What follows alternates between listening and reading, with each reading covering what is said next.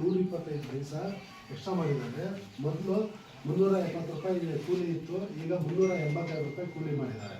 ಅದಾದ ನಂತರ ಮೊದಲು ಕಾಮಗಾರಿಗಳಲ್ಲಿ ಈಗ 318 ಕಾಮಗಾರಿಗಳು ಅವಕಾಶ ಇರುವಂಥ ಕಾಮಗಾರಿಗಳಿದೆ. ಗೈಡ್ಲೈನ್ಸಲ್ಲಿ ಪರ್ಮಿಸಬಲ್ ವರ್ಕು, ಅದನ್ನು ನೀವು ಕಾಮಗಾರಿಗಳು ಮಾಡ್ಕೋಬೋದು. ಮತ್ತು ವಿಶೇಷವಾಗಿ ನಮ್ಮ ಇಂದಿನ ನರೇಗಾ ಯೋಜನೆಯಲ್ಲಿ ಏನೆಲ್ಲ ಕಾಮಗಾರಿಗಳನ್ನ ಅನುಷ್ಠಾನ ಮಾಡಿರ್ತಾರೆ ಅಂದರೆ ಈ ಬಿಲ್ಡಿಂಗ್ಸ್ ಅಂದರೆ ಅಂಗನವಾಡಿ ಕಟ್ಟಡ ಮತ್ತು ಅಡುಗೆ ಕೋಣೆ ಅಂಥದ್ದು ಏನೇನು ಕಟ್ಟಡಗಳು ಕಟ್ಟಿದ್ದಾರೋ ಅದಕ್ಕೆ ರಿಪೇರಿ ಮಾಡ್ಕೊಳ್ಳೋದಕ್ಕೂ ಈ ಯೋಜನೆಯಲ್ಲಿ BB ರಾಮ್ಜಿಯಲ್ಲಿ ಅವಕಾಶ ಕೊಟ್ಟಿದ್ದಾರೆ.